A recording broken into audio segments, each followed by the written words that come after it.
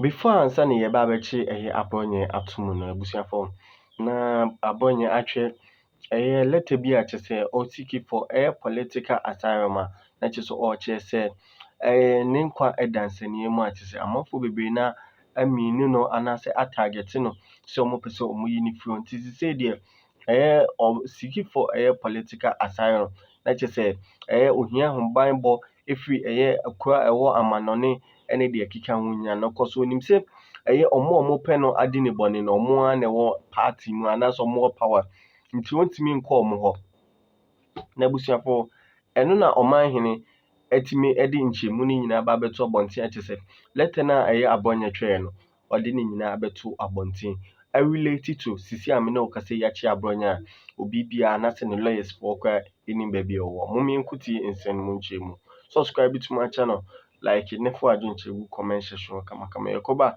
Bafo Abronye, and it goes on to Immigration, Refugee Affairs Department, Embassy, High Commission, Asylum Authority. I say, dear sir, madam, subject, formal request for political asylum and security protection. I, Kwame Bafo Abronye, a Ghanaian politician and the current regional chairman of the New Patriotic Party in the Bono region of Ghana, respectfully submit this formal application for political asylum and security protection from now till the period when my application will be assessed and granted by any of the countries I have applied to as attached below.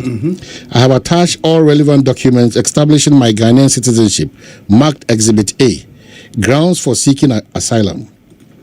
My request is based on consistent escalating political persecution, threats to my life, and systematic abuse of state security powers by the current government of Ghana. The key grounds are 1. Unlawful arrest and detention. In February 2025, shortly after the current NDC government assumed office, I became the first opposition politician to be invited, arrested, and detained by the National Investigations Bureau for over 13 hours.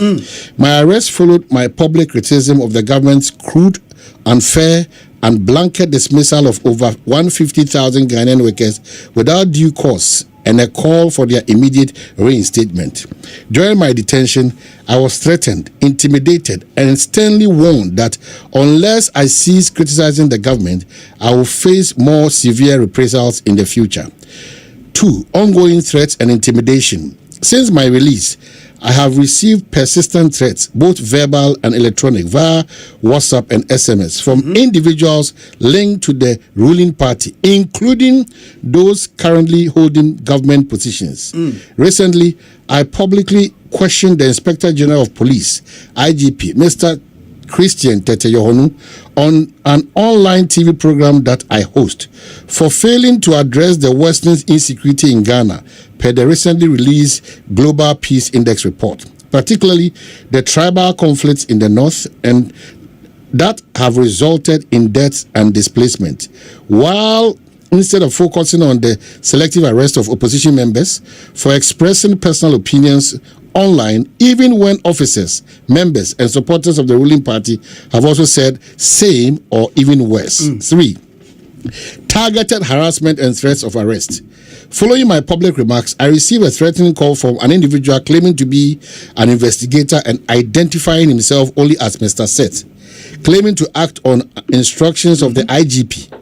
He ordered me to report to the National Police Headquarters immediately to answer questions as to why I have been insulting and disrespecting the IGP, Mr. Christian yohuno, threatening that my failure to comply would result in being forcibly apprehended and dealt with mercilessly, that I won't come back to life.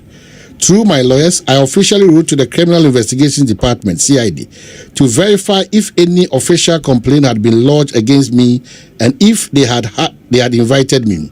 The Director General of CID, through the Secretary, informed my lawyers that they had not received nor initiated any criminal investigations against me, and rather directed my lawyers back to the supposed investigator, Mr. Seth, who when contacted flatly refused to clarify and instead ominously stated, and I quote, "Tell that boy that if he refuses to come and we pick him up, he won't come back to life."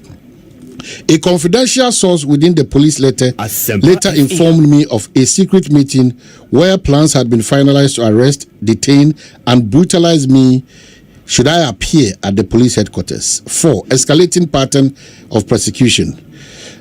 In recent months, there has been a disturbing trend of opposition politicians being arrested and detained beyond the constitutionally mandated 48 hours without bail.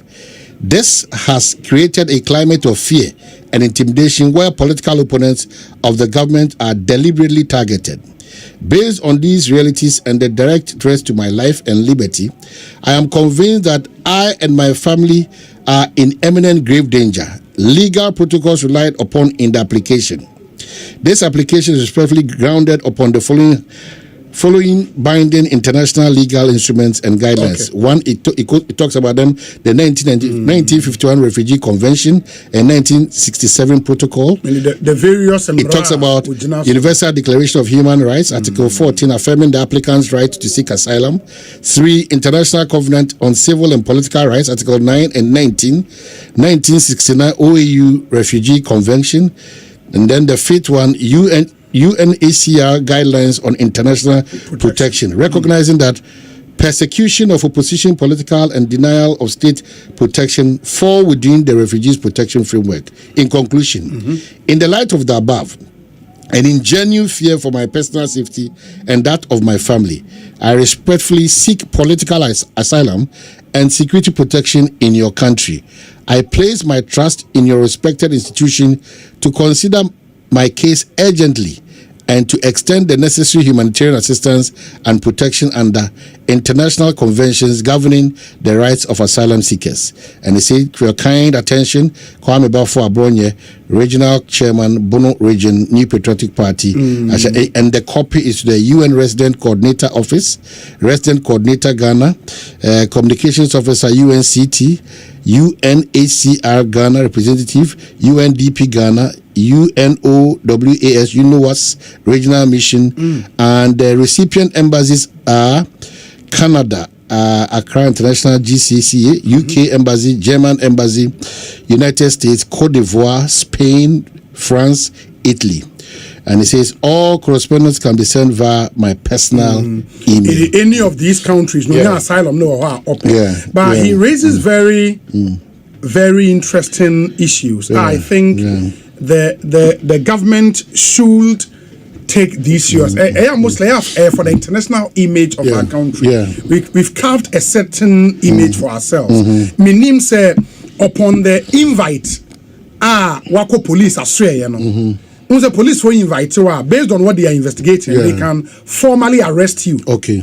No, my grant you bail. Okay. And I don't know if they have arrested him or will be arresting him and grant him bail subsequently. They mean him. Okay. But this is not looking good. I mean, for the international image of the country, it's